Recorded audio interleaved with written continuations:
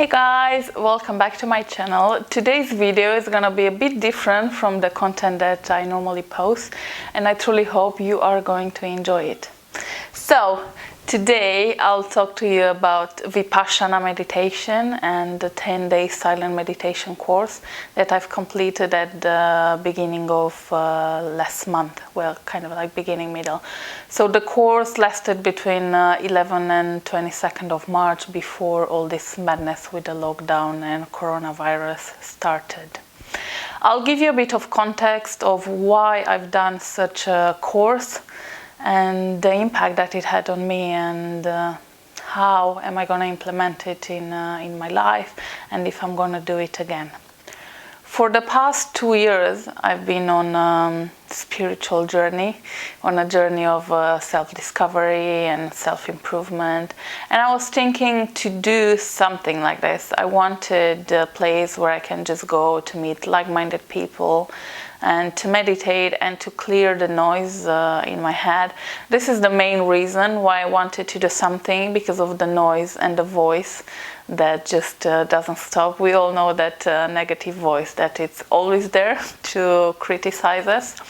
So end of last year in December, I went to an event and there was a guy there. His name is David.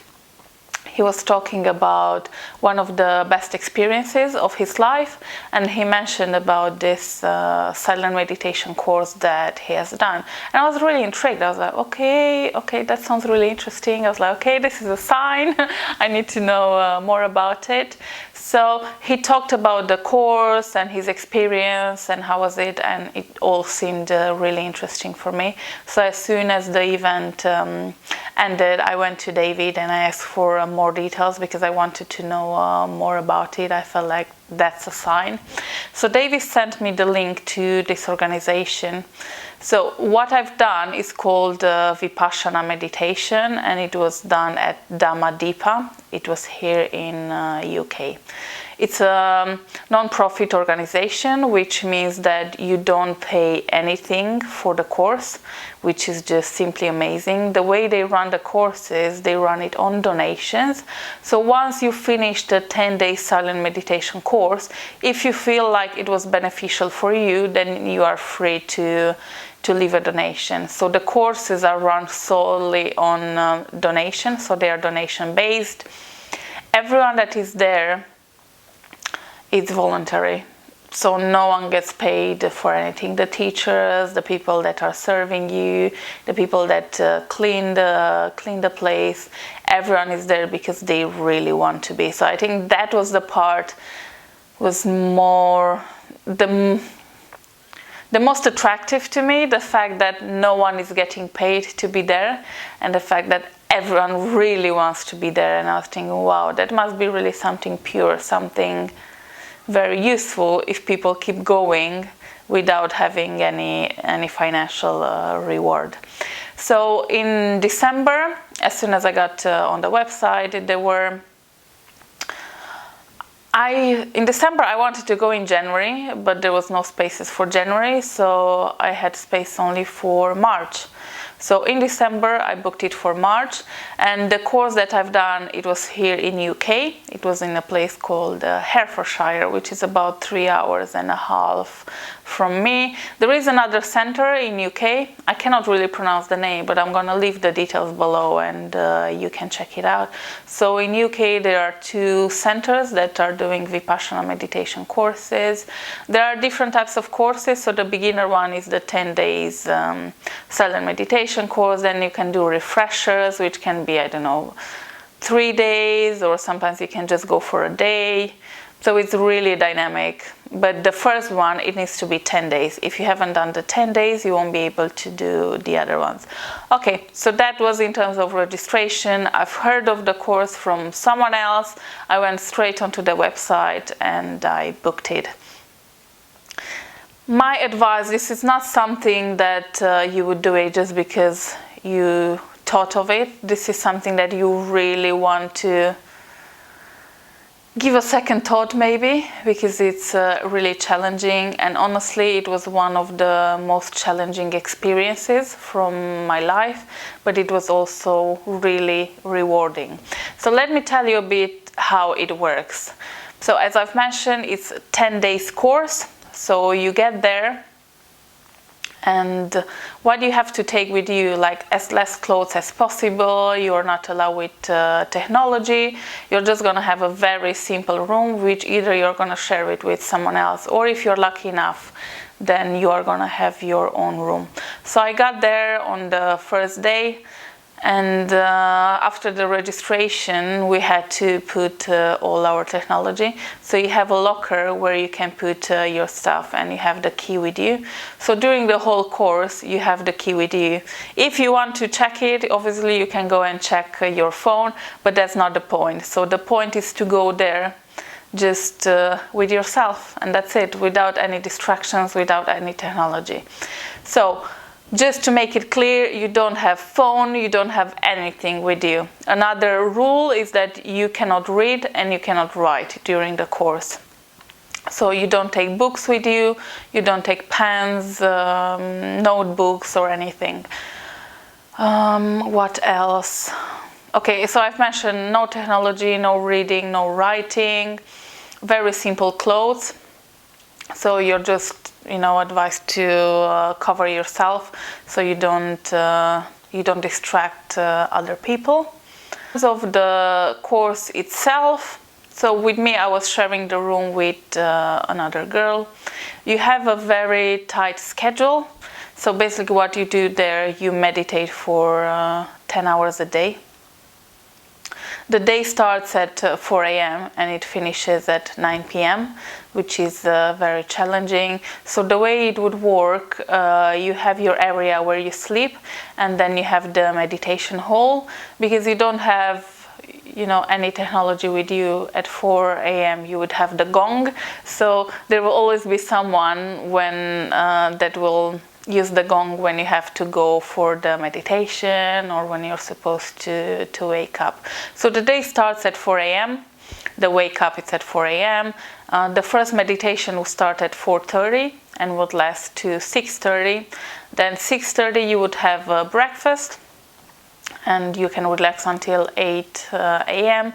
From 8 a.m. till 11 you have meditation again. Then from 11 to 12 is the lunch. 12 to 1 you can rest. Then from 1 to 5, then you have again meditation. From 5 o'clock to 6 you would have a break, and from 6 to 9 p.m. again you would have the main meditation in the hall, and then you're going to have a video explaining about each day, what you've done on each day, and then you'll finish again with a meditation. This sounds a lot, it sounds a bit scary, and that's where the challenging part is, because in all these meditations, obviously if you want to go to all of them you can, but during the day you have 3 main meditations that you have to be in the whole room.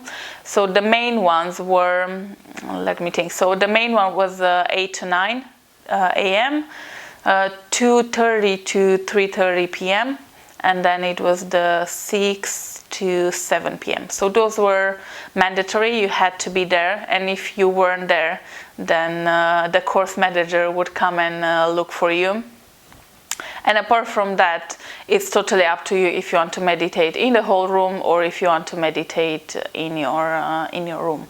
Something else that I forgot to mention is that during those 10 days, you are not allowed to exercise. The only exercise that you do is walking. So you have a place where you can walk, and if you want to stretch, you'll have to stretch in your room. You're not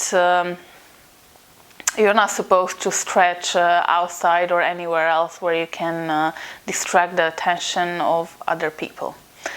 Okay, so I've mentioned to you that the day starts at 4 a.m. and finishes at 9 p.m.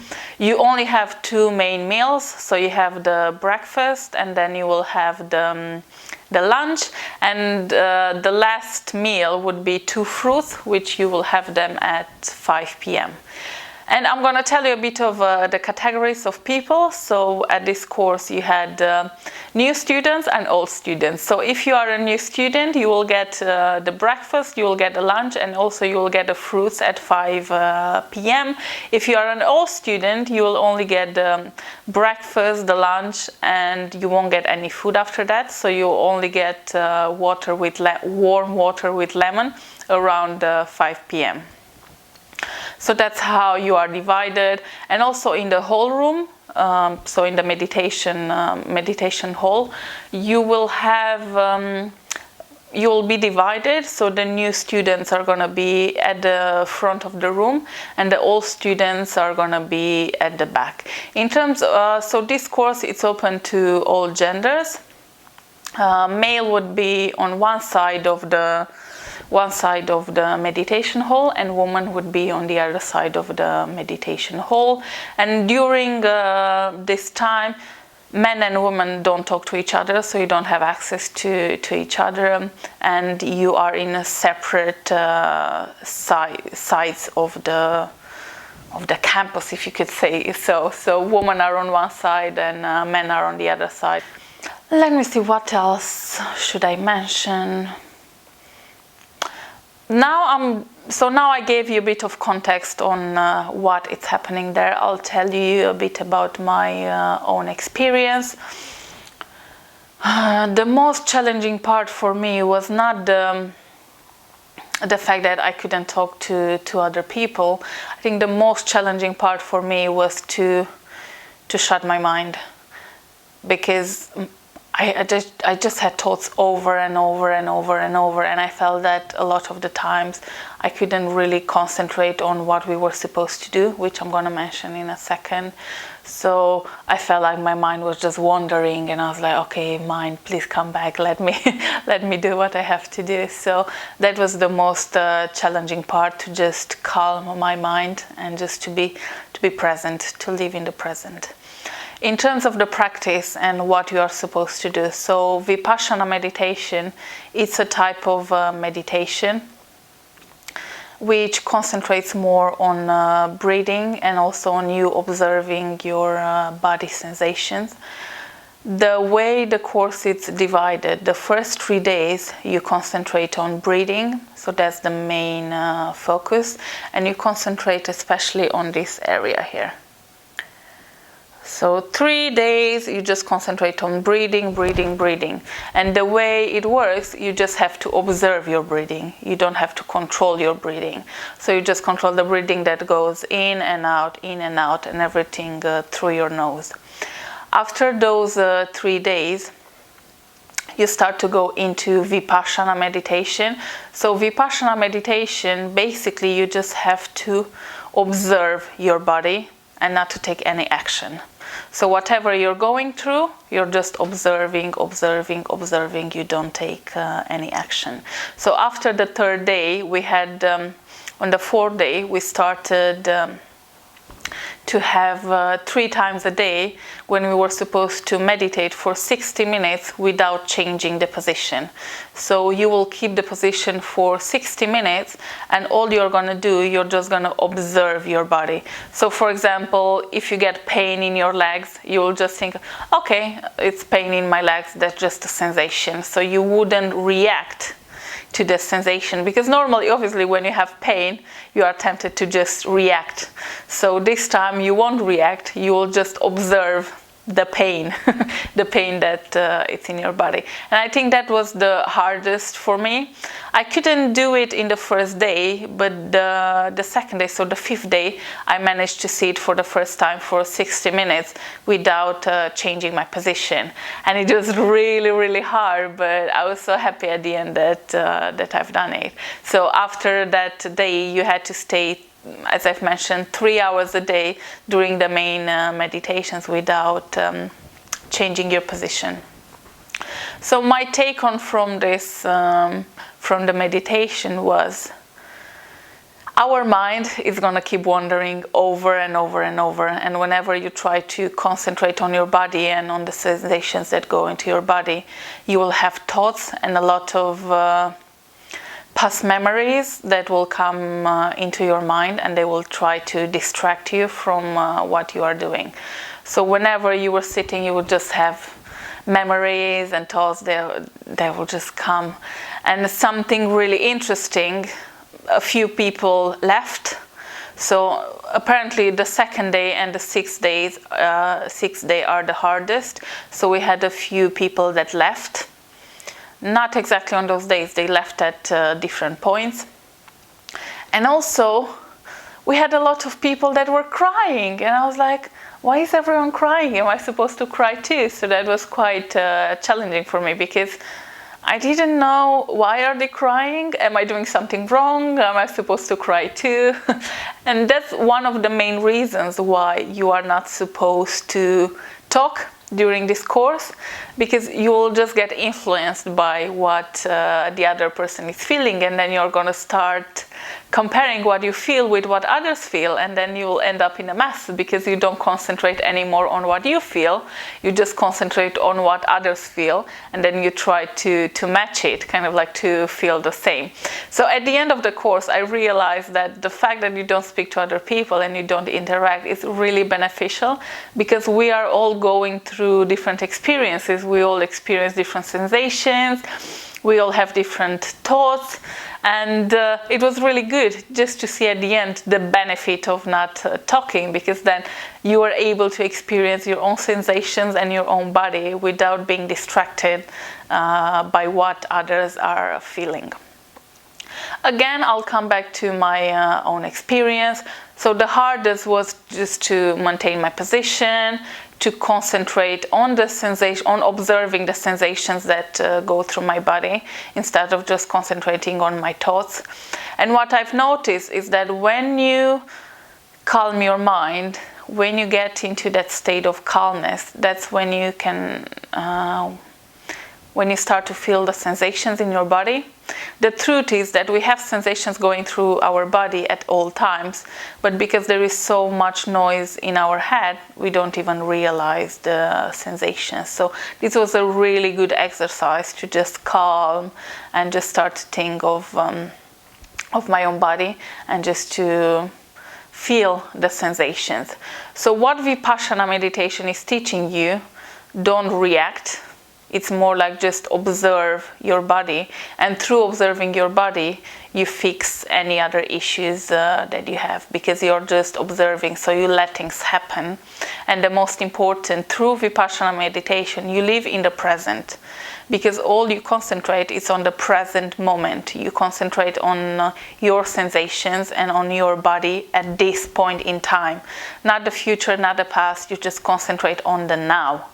And I feel that's something that was missing from my life, and I'm still challenging with it, not trying to live in the future or in the past, and just enjoying the moment, enjoying the now. What I really wanted to get from this course, for me in particular, it was closure, because I had a lot of deep wounds that I knew they are there, but I never spent enough time to deal with it, and just to deal with whatever happened to me, and to make sure that moving forward I'm living in the present and I don't let myself affected by those old wounds. I don't really share a lot of my personal life, but for the purpose of this video I'm gonna do it. For the past 5 years, for me, on emotional side, it has been really painful.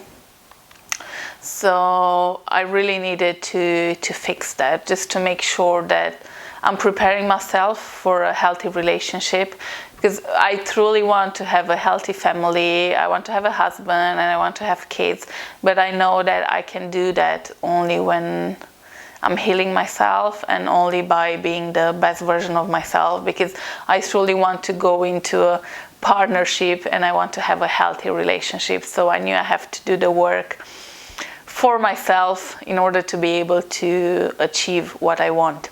So in terms of my wounds, I really thought, about my previous experiences, and yeah, it was really hard. And just to tell you a bit of science fiction, there were two people in particular that I've been really hurt by, and I suffered a lot. And we haven't been speaking for a very, very long time. I think one of them has been like 3 years and the other one a few months. And guess what? when I finished the course, I had a message from one of them, and the next day I've been contacted by the other one. So I don't know how to explain that in words, but I was like, I just couldn't believe it. I just thought it's maybe science fiction, or I don't know. I didn't know what was happening. I was like, is this really happening? I remember with one, I just took a screenshot and I sent it to my friend. I was like, is this really happening? Are you sure? I'm just not dreaming, but yes, it was. So as I've mentioned, I was looking for closure, and that's exactly what I got at the end. I don't know through what miracles or what happened, but for me, I got the answers that I wanted, so I got the closure that I wanted, which means I finally feel ready to start a healthy relationship. I feel like, I managed to close the doors that I had to close, and now I can concentrate on what matters and not the past and not the wounds. Something else that I got from this course, and it's really, really important to me, when you come across a problem, I'm just not reacting as I used to. So I'm more like, oh, okay. And I don't even call them problems anymore. I just call them situations. I'm like, okay, a new situation has arisen. Let me see how do I deal with it. And I've seen myself not reacting as I used to. So if any situation comes my way, I'm just stepping back, I'm breathing, okay, I either deal with it now or I deal with it later, but I'm just trying not to react as I used to, and that's working really well so far. I know one of my friends, she mentioned, oh wow, you're not getting angry as you used to in the past. I'm like, no, because there's no point, like whatever comes my way, I can sort it out, so that's fine.